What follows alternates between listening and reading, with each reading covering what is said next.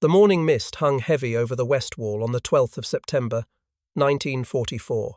Lieutenant Richard Burrows, leading the 2nd Platoon of the Reconnaissance Company, 33rd Armoured Regiment, peered through his binoculars at the German border ahead. After the lightning advance across France and Belgium that had liberated Paris just weeks before, the American juggernaut had finally reached the gates of the Third Reich itself. But what lay ahead was no longer the broken Wehrmacht of the French countryside. It was the fortified homeland of Nazi Germany, anchored by an ancient city that Adolf Hitler himself had declared must never fall, Aachen. The name carried the weight of 1,000 years of European history. Here, in the year 800, Charlemagne had been crowned Emperor of the Holy Roman Empire. Here stood his throne, his cathedral, the very birthplace of what Hitler considered the First German Reich. Now, in the autumn of 1944, this city of 165,000 souls would become the stage for one of the most brutal urban battles of the Second World War. Lieutenant General Courtney Hodges, commander of the U.S. First Army, studied his maps at his command post.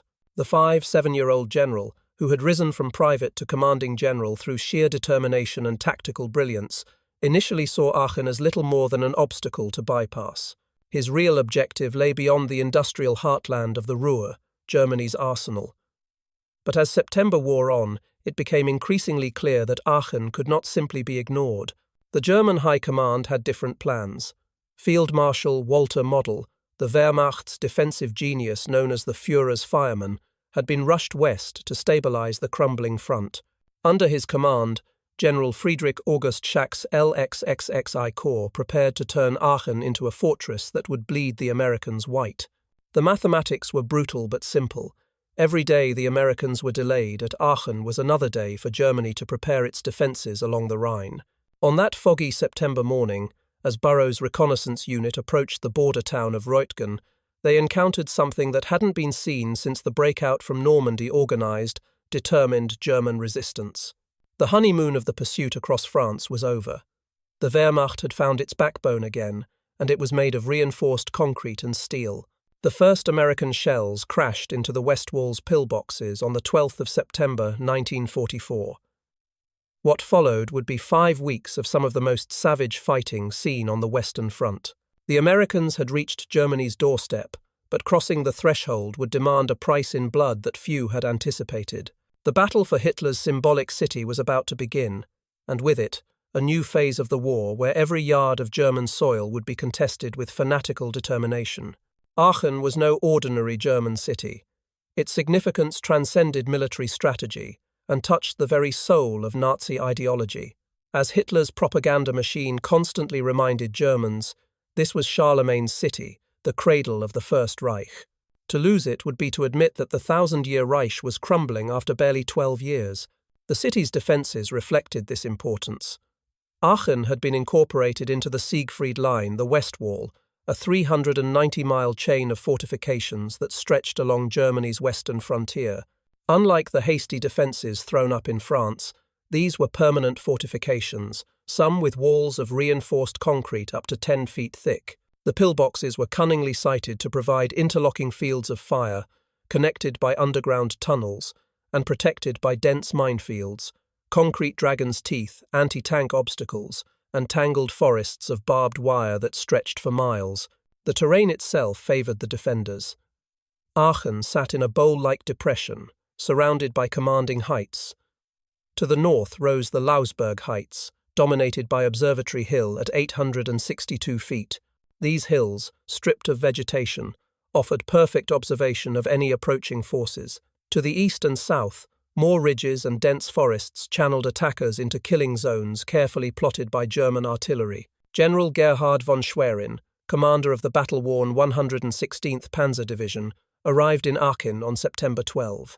A professional soldier of the old school, Schwerin took one look at the situation and concluded the city was indefensible. Most of the civilian population had already fled on Hitler's orders, leaving perhaps 20,000 of the most stubborn or helpless residents.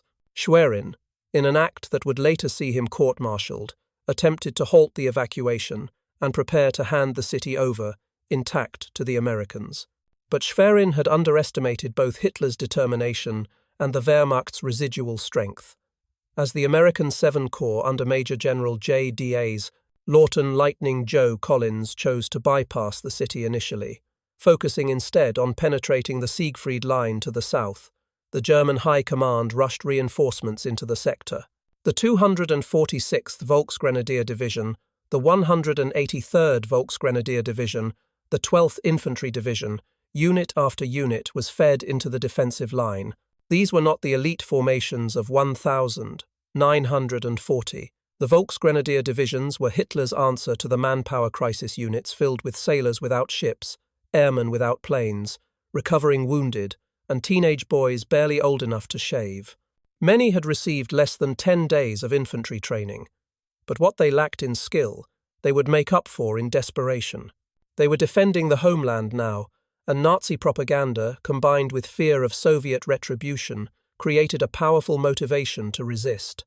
By early October, the German defenders numbered approximately 18,000 troops in and around Aachen, with another 6,000 inside the city itself.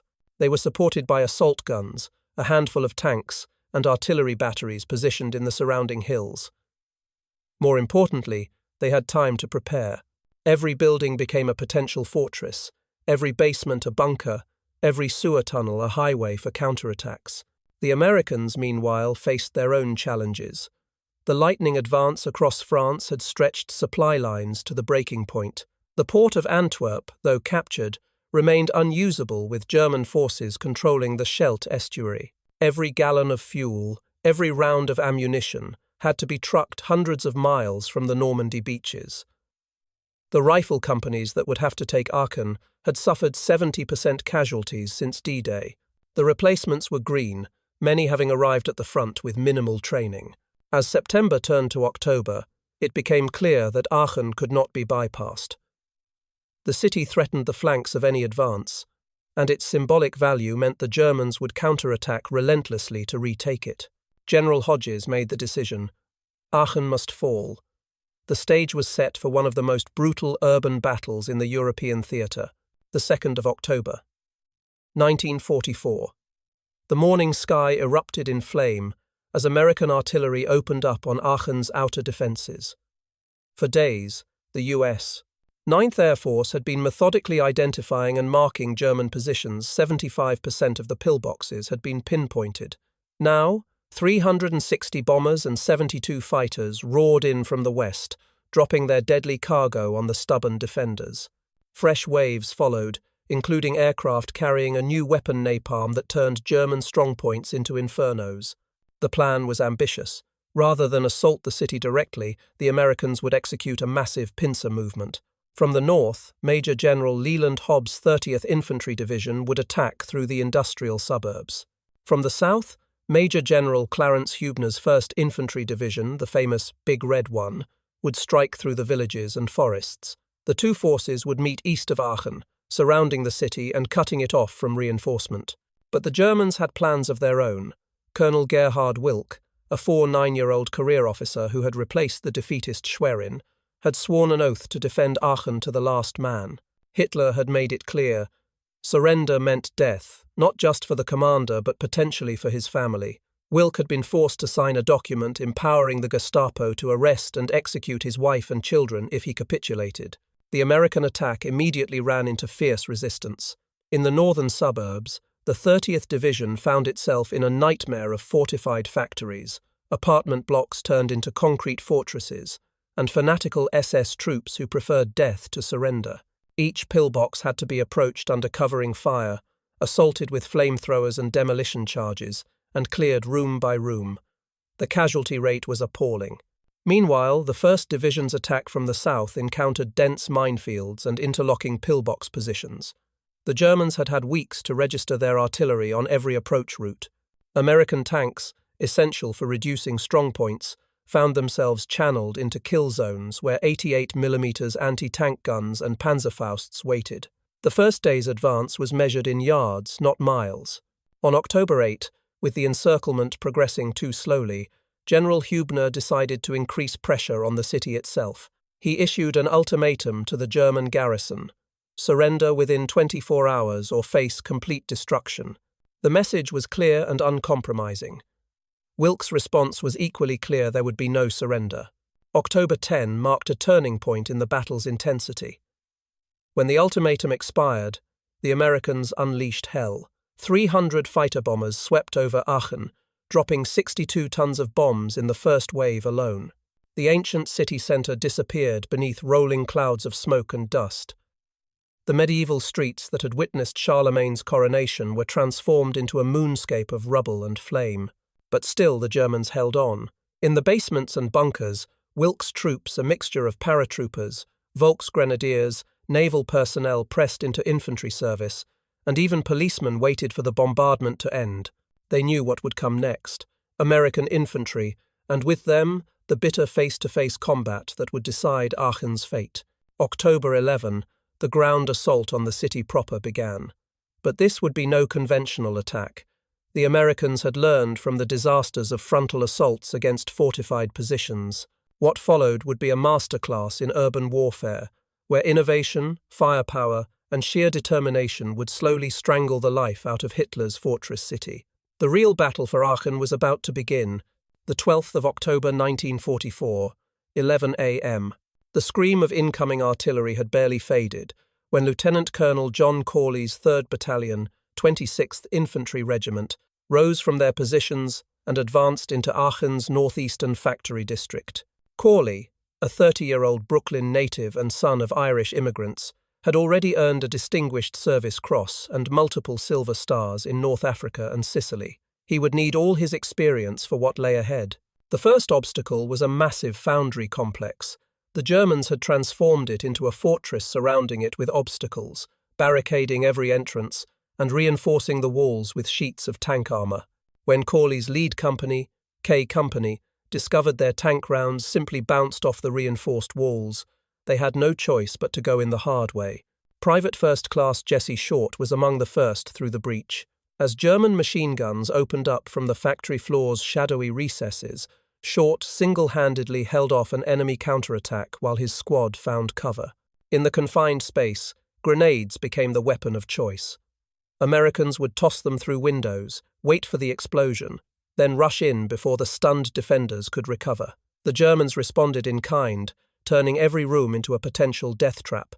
Meanwhile, Lieutenant Colonel Darrell Daniel's 2nd Battalion prepared for their assault into the city centre.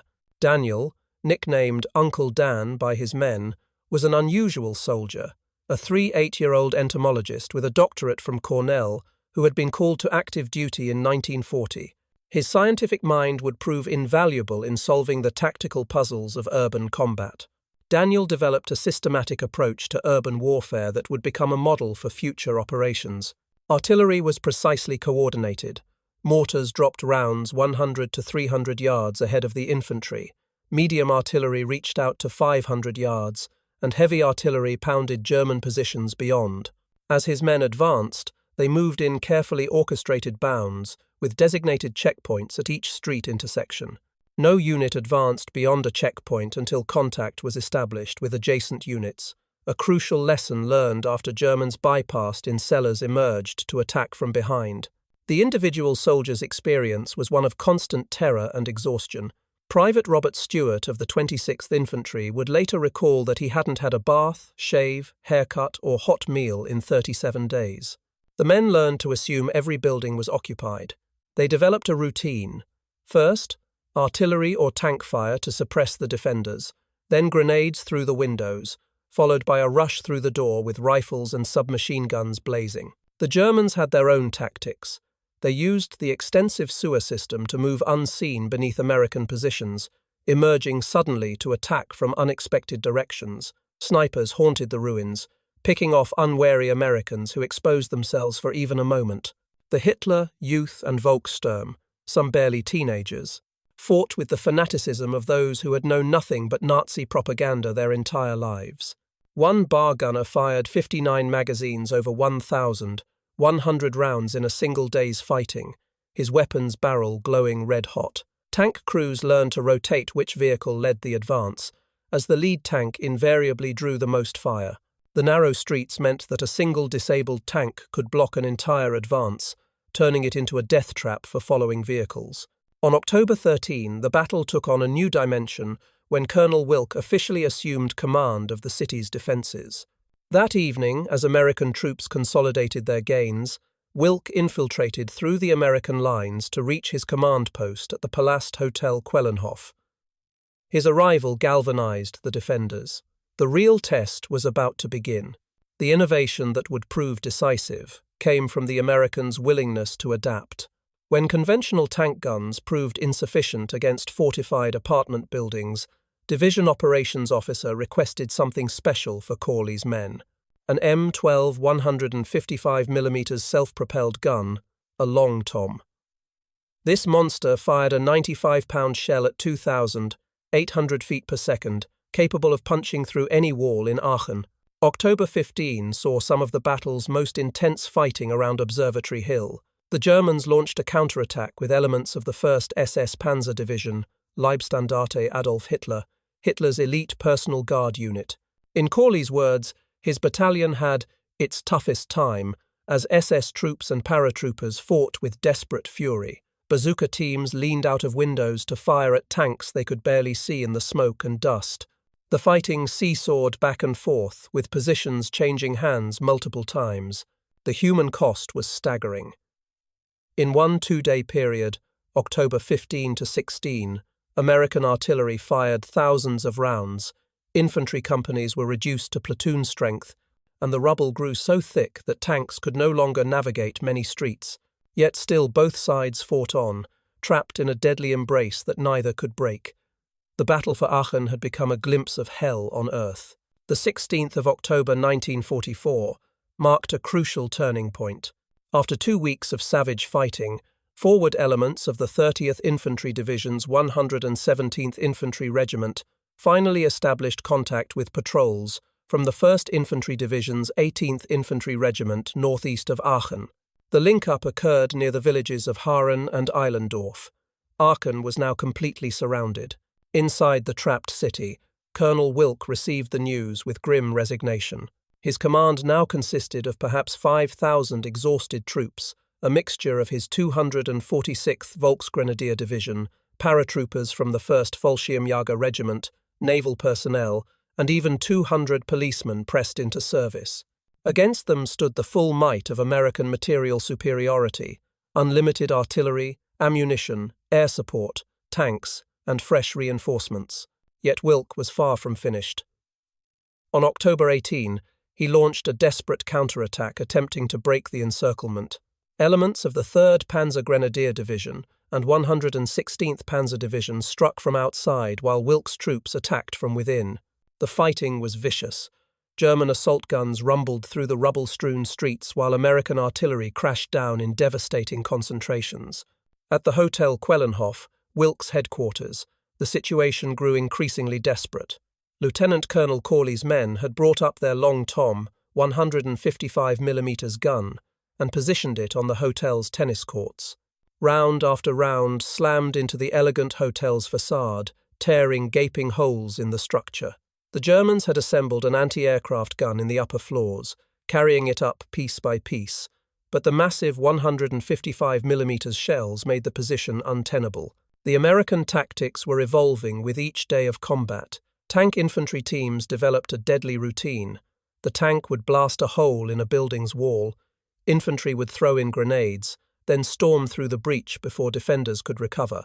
Engineers with flamethrowers became essential for clearing stubborn strongpoints. The Americans learned to mouse hole, blowing holes through interior walls to advance from building to building without exposing themselves to street fire.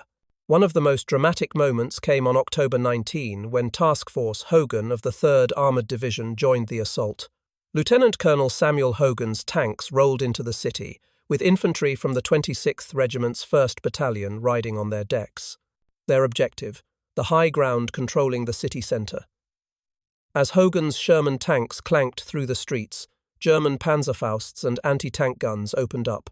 The lead tank erupted in flames, blocking the narrow street and forcing the following vehicles to find alternate routes. That same day, Wilck issued what would be his penultimate order of the day. The defenders of Aachen will prepare for their last battle. Constricted to the smallest possible space, we shall fight to the last man, the last shell, the last bullet, in accordance with the Führer's orders. In the face of contemptible, despicable treason committed by certain individuals, I expect each and every defender of the venerable imperial city of Aachen to do his duty to the end, in fulfillment of our oath to the flag. Long live the Führer and our beloved fatherland. But rhetoric could not overcome reality. The German defensive perimeter had shrunk to less than a square mile. Water and food were running out. The basements and air raid shelters were packed with wounded for whom there were no medical supplies. The artillery ammunition was nearly exhausted. Most telling of all, the survivors were falling asleep at their posts from sheer exhaustion. October 20 saw the final American push. General Hübner reinforced the 26th Infantry with 2 battalions of tanks and armoured infantry from the 3rd Armoured Division. These fresh troops joined Corley's exhausted battalion in an assault on the last German strongholds on the Lousberg Heights. The fighting was as bitter as ever, room to room, basement to basement, with grenades and bayonets. In Fahrig Park, scene of fierce fighting days earlier, Corley's men reclaimed ground lost to an SS counterattack. At the Hotel Quellenhof, a final assault saw American troops storm through the marble-floored lobby. The German paratroopers rose from the basement to meet them, and a savage close-quarters battle ensued. Men fought with knives, rifle butts, and bare hands in the smoke-filled corridors. By evening on October 20, Wilck's situation was hopeless. His headquarters bunker at 348 Rucherstrasse was under direct fire from the 155mm gun. Each impact shook the massive 4-story structure to its foundations. Concrete dust filled the air. The lights flickered and died. In the darkness, illuminated only by emergency lamps, Wilck made his decision. He radioed his superiors one last time. All ammo gone after severe house-to-house fighting. No water and no food. Enemy close to command post of the last defenders of the imperial city. Minutes later, following standing orders, the radio operator destroyed the equipment. Aachen's last link to the outside world was severed. As the night wore on and American shells continued to slam into the bunker, Wilck prepared to do what Hitler had forbidden: surrender the first German city to fall to the Allies. The dawn of the 21st of October 1944 broke clear and bright over the ruins of Aachen. In his bunker, Colonel Wilck made final preparations. He had spent the night burning documents and ensuring his wounded were ready for evacuation. At 10:55 a.m., Wilck emerged from the bunker alongside 2 American prisoners bearing a white flag. The colonel's uniform was still neat despite the hell of the past weeks, but his face showed the strain of commanding a hopeless defense. Lieutenant Colonel Corley had been preparing for a final assault on the bunker when word came that the Germans wanted to surrender. At 12:05 p.m., in a house at the corner of Pippinstrasse and Rolandstrasse, Wilck signed the surrender document. His hands trembled as he put pen to paper. The text was simple and uncompromising. I, Colonel Gerhard Wilck, Combat Commander of Aachen, Germany, hereby hand over all troops and weapons, all material and all fortifications under my command to the Lord of the United States at this hour. Brigadier General George Taylor, Assistant Division Commander of the 1st Infantry Division, accepted the surrender. Wilck handed over his sidearm in the traditional gesture of capitulation. Then, standing on the hood of a jeep, the defeated German commander addressed his troops. Dear German soldiers, I am speaking to you at a painful moment. I was forced to surrender because we ran out of ammunition, food, and water. I saw future fighting was useless. I have acted against orders. I was supposed to fight to the last man. His voice broke as he continued. At this time, I have to remind you that you are German soldiers. Please behave as such. I also wish you the best of health in your future travels, and a fast return to the fatherland after hostilities have ended. We must all return to Germany to help rebuild our country. I was refused by the Americans the authority to give a Sieg Heil, or Heil Hitler. But we can still do it in our hearts. As Wilck spoke, his remaining troops, approximately 1,100 soldiers and 100 policemen, emerged from their hiding places. They came out of basements, sewers, and rubble piles, many barely able to walk. Some were old men, others mere boys. They formed into columns and began the march into captivity. American war correspondent William Smith White described them as long, melancholy columns of four. The human cost of the Battle of Aachen was staggering. The 30th Infantry Division had suffered approximately 3,000 casualties since October 2. The 1st Infantry Division added another 1,350 casualties, including 150 killed and 1,200 wounded. In total, American forces suffered over 7,000 casualties in the 5-week battle. The Germans lost over 5,000 casualties, with another 5,600 taken prisoner, including the final surrender. The true number of German military and civilian dead would never be known. Aachen itself was destroyed. 85% of the city lay in ruins, buried beneath 4 million cubic meters of rubble. The cathedral where Charlemagne had been crowned still stood, damaged but defiant, its medieval stones blackened by fire. Of the 165,000 pre-war population, only about 6,000 civilians remained in the city, evacuated during the fighting to the suburb of Brand. The strategic implications were significant but sobering. Aachen was indeed the first German city to fall to the Allies, a powerful symbolic victory that made headlines around the world. Nazi propaganda tried to spin the defeat, producing leaflets featuring Wilck's picture with the headline, "He bears the guilt," attempting to blame the loss on one man's cowardice rather than military reality. But the tactical reality was harsh. The battle had taken far longer than anticipated and had not led to the hoped-for breakthrough into the Ruhr.